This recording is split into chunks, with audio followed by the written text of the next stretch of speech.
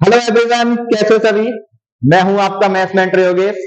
आज से हम आपके लिए एनसीईआरटी क्लास 10, हाँ जी, सही सुना आपने, एनसीईआरटी क्लास 10 का एक न्यू बैच स्टार्ट करने जा रहे हैं, जिसमें हम आपको पूरा सिलेबस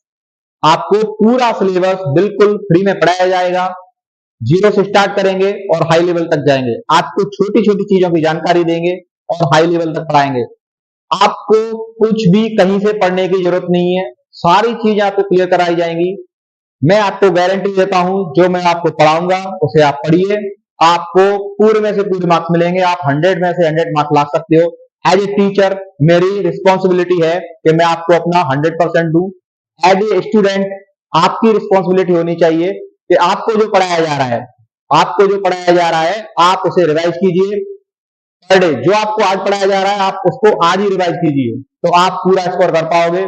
मैं आपको सब कुछ पढ़ाऊंगा। आपकी किताब के अंदर जो आपकी बुक है एनसीईआरटी की क्लास 10 की, जितनी भी चीजें दे रखी हैं, सारी चीजें आपको क्लियर कराई जाएंगी। बिल्कुल बेसिक से जीरो से हाई लेवल तक पढ़ाया जाएगा। आज हम हमारा पहला चैप्टर जो आपकी एनसीईआरटी बुक में दे रखा है, रियल नंबर, वास्तविक संख्याएं, उसको आज हम पढ़ेंगे। बिल्कुल जीरो से स्टार्ट करेंगे। आज हम रियल नंबर का इंट्रोडक्शन जानेंगे। रियल नंबर में क्या दे रखा है, कैसे दे रखा है, सारी चीजों को पढ़ेंगे। हमें इसके अंदर क्या क्या पढ़ना है, बिल्कुल जीरो लेवल से स्टार्ट करेंगे और हाई लेवल तक जाएंगे। रियल नंबर, वास्तविक संख्याएं आज हमारा पहला चैप्टर है। तो देखते हैं रियल नंबर क्या है। ठीक है, तो रियल नंबर चैप्टर का नाम है, हिंदी में से हम वास्तविक संख्या बोलते हैं। अब देखो, स्टार्ट करते हैं। तो सबसे पहले हम संख्या होती है हमारी, तो संख्याओं को दो पार्टों में डिवाइड किया जाता है। पहली हमारी वास्तविक संख्याएं, दूसरी हमारी काल्पनिक संख्याएं। पहली हमारी क्या है, रियल नंबर, वास्तविक संख्याएं। दूसरी है हमारी काल्पनिक संख्याएं। ये काल्पनिक संख्याएं है ना, ये आपके सिलेबस में नहीं दे रखी, ये आपको 11th क्लास कक्षा 11 में पढ़ने को मिलेंगी। ये आपके सिलेबस में नहीं है। तो हम सिर्फ वास्तविक संख्याएं, ये हमारे चैप्टर का नाम है वास्तविक संख्याएं, इनके बारे में जानेंगे। इसमें हमें क्या पढ़ना है, कैसे पढ़ना है, सारी चीजें बेसिक से जानेंगे। बिल्कुल जीरो से स्टार्ट करेंगे। तो देखते हैं। अब वास्तविक संख्याओं को हम दो पार्टों में डिवाइड करते हैं। हमारा पहला पार्ट है परमे रेशनल नंबर, दूसरा होता है परमे इरेशनल नंबर। ठीक है, तो परमे या परमे के बारे में आपने पिछली क्लास में यानी क्लास 9th में अच्छे से जाना होगा क्या होती है। मैं आपको एक बार फिर से एक्सप्लेन कर देता हूं परमे और परमे के बारे में। परमेय संख्याएं क्या होती हैं, ऐसी संख्याएं जिन्हें हम p/q के रूप में लिख सकते हैं, उन्हें परमेय संख्या कहते हैं। लेकिन एक शर्त होती है, p और q क्या होते हैं, पूर्णांक। q is not equal to zero, q zero के बराबर नहीं होता है। जैसे एग्जाम्पल लेके हम देख लेते हैं। देखो, ये हमारी क्या है, 2/7। 2/7 क्या है हमारी, 2/7 है हमारी परमेय संख्या। क्यों है, क्योंकि इसे हम p/q या अंश/हर के रूप में लिख सकते हैं, इसलिए हमारी क्या है, परमेय संख्या। देखो, परमेय संख्या हो गई है। अब इसमें क्या है, ये दो भी पूर्णांक है और सात भी पूर्णांक है।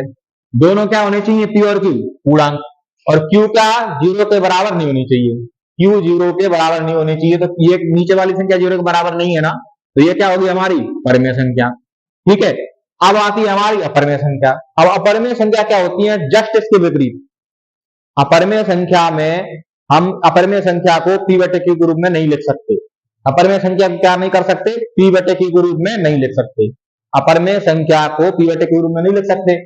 ऐसी संख्याएं जिन्हें अपरमेय संख्या कहते हैं। ठीक है, अब अपरमेय संख्या का जो दशमलव प्रसार है ना, वो अनंत होता है। जैसे एग्जाम्पल के लिए देखो, √2 है अपना। √2 की वैल्यू क्या होती है, √2 की वैल्यू होती है 1.414। ठीक है, 1.414। √3 की वैल्यू क्या होती है, 1.732। ये हमारी क्या है, ये हमारी अपरमेय संख्या है। ठीक है, √2 के नीचे अपन कुछ नहीं लिख सकते ना।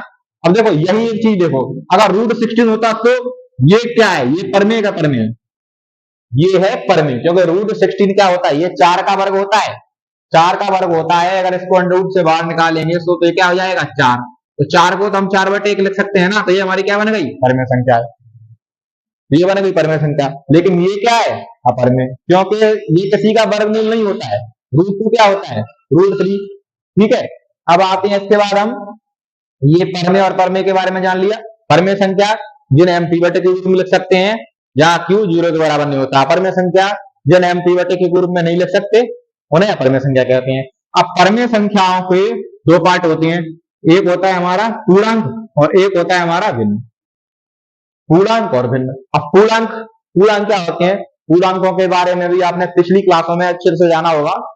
पूर्णांक धनात्मक भी हो सकते हैं, ऋणात्मक भी हो सकते हैं। पूर्णांक कुछ भी हो सकता है। देखो एग्जाम्पल के लिए यहाँ पे देख लेते हैं। पूर्णांक ये हमारा 0 है, 1 2 3, इधर आओ -1 -2 -3।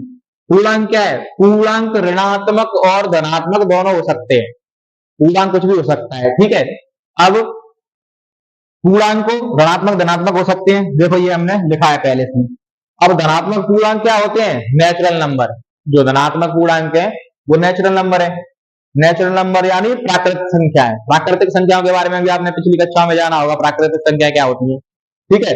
अब प्राकृतिक संख्याओं को भी दो पार्टों में हमने डिवाइड किया है। प्राकृतिक संख्याओं को कौन से पार्टों में डिवाइड किया है? पहला है हमारा अभाज्य और दूसरा है हमारा भाज्य। भाज्य और अभाज्य के बारे में भी आपने पिछली क्लासों में जाना है कि भाज्य और अभाज्य क्या होती है, ठीक है। अच्छे से जानते हो भाज्य और अभाज्य संख्याएं। अभाज्य संख्याएं ऐसी संख्याएं जिनके स्वयं और एक के अलावा कोई अन्य गुणनखंड नहीं होते हैं, उन्हें क्या बोलते हैं? अभाज्य संख्याएं। भाज्य संख्या क्या होती है?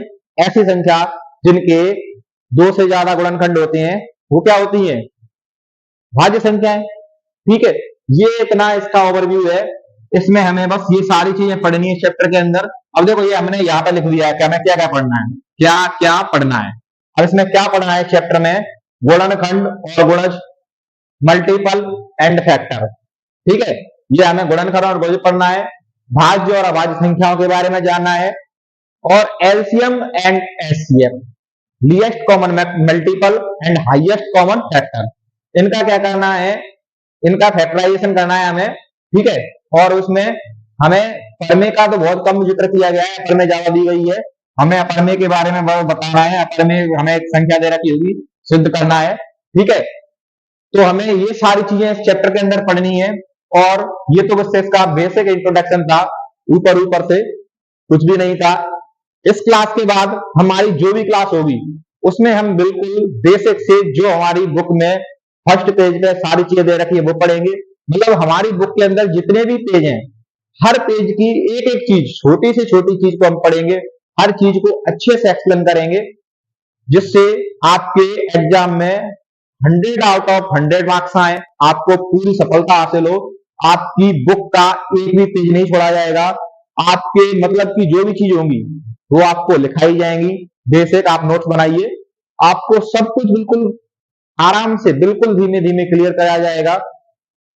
अगले अपना हमारी जो अगली क्लास होगी उसमें हम आपको रियल नंबर के पहले पेज पर जो भी चीज दे रखी है उनको हम आपको अच्छे से एक्सप्लेन करेंगे क्या दे रखा है। ये इस चैप्टर का मोटा मोटा इंट्रोडक्शन था। बस हमें ये बताना था इस चैप्टर में कि हमें क्या पढ़ना है। इस लेक्चर का हमारे का मतलब क्या है? इस लेक्चर लेने का मतलब ये था कि आपको ये बताना था कि संख्याएं, वास्तविक संख्याओं क्या होती हैं और हमें इस चैप्टर में क्या क्या पढ़ना है। इस चैप्टर का उद्देश्य हमारा यही था। इस चैप्टर को उद्देश्य को हम पूरा करेंगे। इस चैप्टर में हमें ये सारी चीजें दे रखी हैं, ये हमारे चैप्टर का उद्देश्य है। इस चैप्टर में हमें ये सारी चीजें पढ़नी है, इसको हम अच्छे से पढ़ेंगे, जो भी चीजें दे रखी हैं, ठीक है।